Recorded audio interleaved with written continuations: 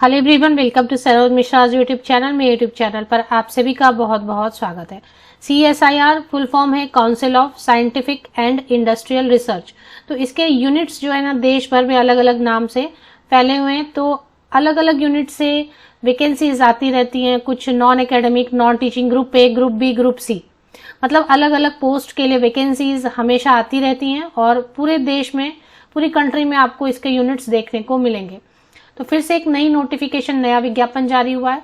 CSIR जो है ना R&D ऑर्गेनाइजेशन है, मीन्स रिसर्च एंड डेवलपमेंट से रिलेटेड ऑर्गेनाइजेशन है। तो भारत सरकार के अंतर्गत आता है। इसकी नौकरी अगर होती है परमानेंट, तो बिल्कुल परमानेंट सेंट्रल गवर्नमेंट की जॉब रहेगी, सरकारी नौकरी रहेगी भारत सरकार की। जॉब सिक्योरिटी मिलेगी, सैलरी भी अच्छी मिलेगी, सैलरी में इंक्रीमेंट हर साल अपने आप होता रहेगा। तो कई सारी वैकेंसीज आई हुई हैं, किसी भी स्टेट से बिलोंग करते हैं आप अप्लाई कर सकते हैं। बाकी डिटेल्स आगे वीडियो में चेक कर लेते हैं। सबसे पहले जो एक चीज होती है ना कि फीस यहाँ पर कम है, नहीं है बहुत सारे कैंडिडेट्स के लिए। SC ST PWD female, all female candidate और CSIR के अगर पहले से एम्प्लॉय हैं तो यहाँ पर उनके लिए नो फी है। एग्जाम्ड किया, एग्जाम्ड का मतलब नो फी है।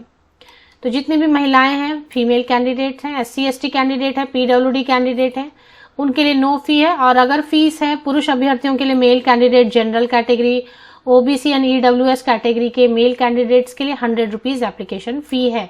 तो सबसे बड़ी चीज जो होती है ना, फीस बहुत हाई होती है कई जगह पे, कैंडिडेट चाह के भी अप्लाई नहीं कर पाते, बट यहाँ पर ऐसा नहीं है, फीस नॉर्मल है और एग्जाम के सिलेबस वगैरह सब दे दी है।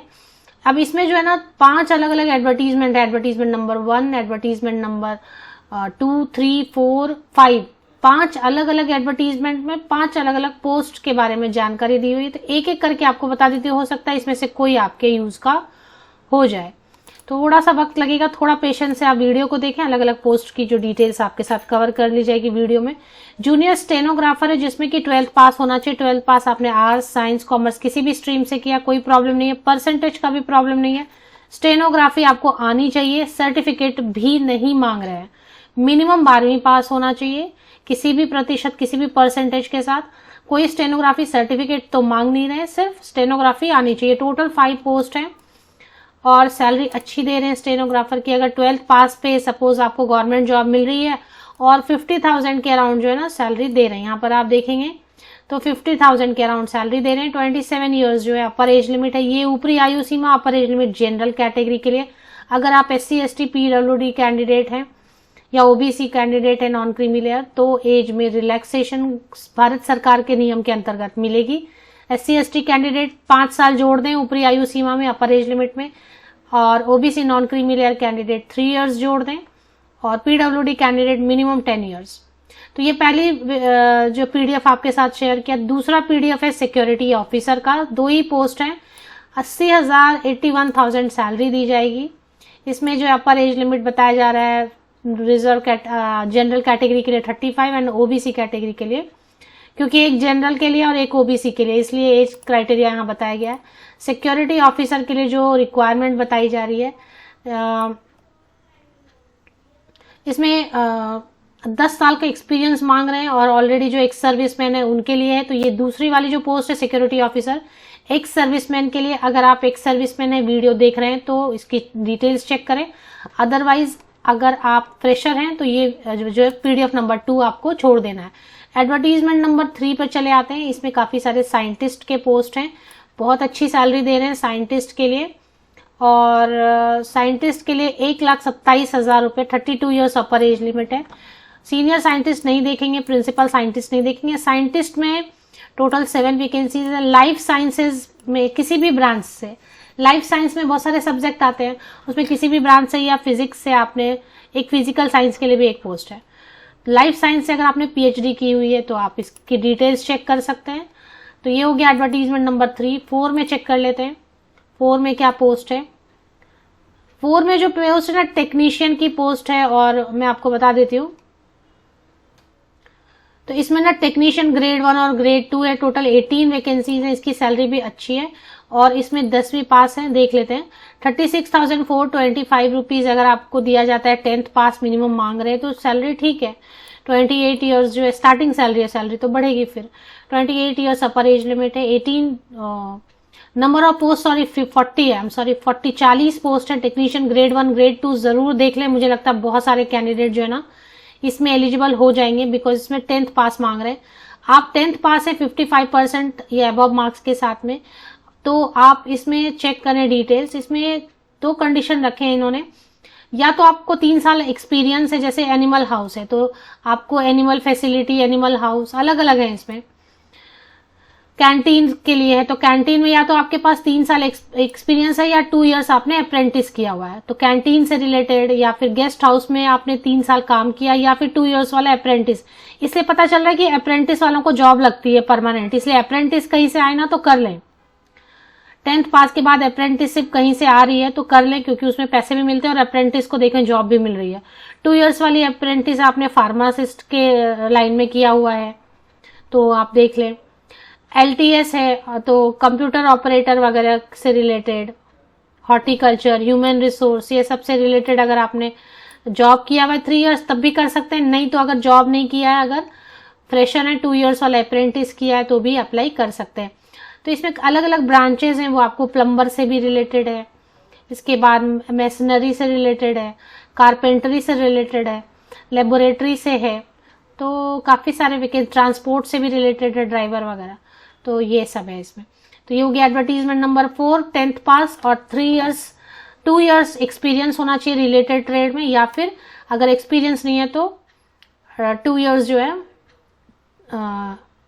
अप्रेंटिस 2 इयर्स वाली होनी चाहिए। 3 साल एक्सपीरियंस या फिर 2 इयर्स वाली अप्रेंटिस। दूसरा जो ना टेक्निकल असिस्टेंट की पोस्ट है, अच्छी सैलरी दे रहे हैं, 66,498, 28 ईयर्स अपर एज लिमिट है। टेक्निकल ऑफिसर 82,000 और सीनियर टेक्निकल ऑफिसर या मेडिकल ऑफिसर 1,23,000। अब इसकी डिटेल्स भी देख लेते हैं, अगर कोई आपके यूज की निकल जाए। तो टेक्निकल असिस्टेंट में क्या मांग रहे हैं, 18 वैकेंसीज हैं।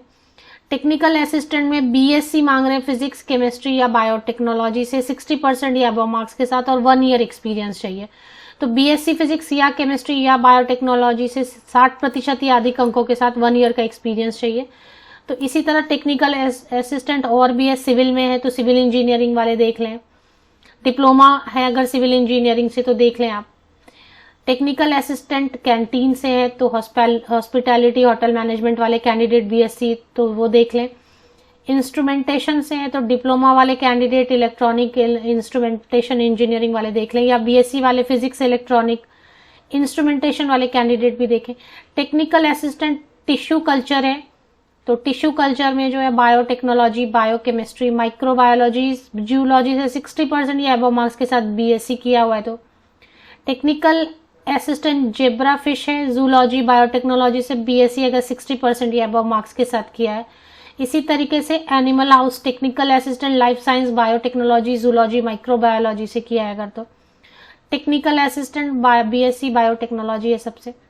तो इसी तरीके से अलग अलग ब्रांचेस के लिए आप चेक कर लें। मुझे लग रहा है मोस्टली BSc मैथ्स छोड़ के जितने भी है, botany, zoology, forestry, biotechnology, biochemistry, physics, chemistry, सबसे जो है ना 1-1, 2-2 पोस्ट हैं। अप्लाई करना चाहें तो अप्लाई कर सकते हैं। डिप्लोमा इंजीनियर्स के लिए भी इसमें है बेसिकली।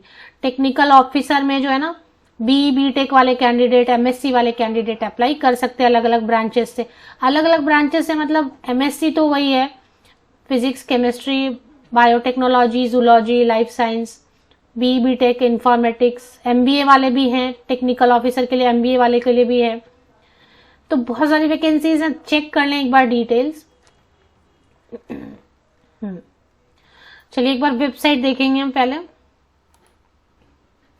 काफी सारा था इसमें जो कि एक पोस्ट के लिए बताने में भी थोड़ी प्रॉब्लम हो रही है। तो CSIR centre for cellular and molecular biology, मैंने विकिपीडिया से लिंक लिया हुआ है। इसके आपके करियर सेक्शन की लिंक मैं आपको प्रोवाइड कर देती हूँ, उसमें रेगुलर पोजीशन में आपको देखना है। एडवर्टीजमेंट नंबर 1, 2, 3, 4, 5 सब चेक कर लें, जैसे मैंने बता दिया शॉर्ट में। और भी कुछ पोस्ट हो सकते हैं इसमें, आप चेक कर लें। लिंक वीडियो के डिस्क्रिप्शन बॉक्स में मिल जाएंगे डिटेल्स के लिए।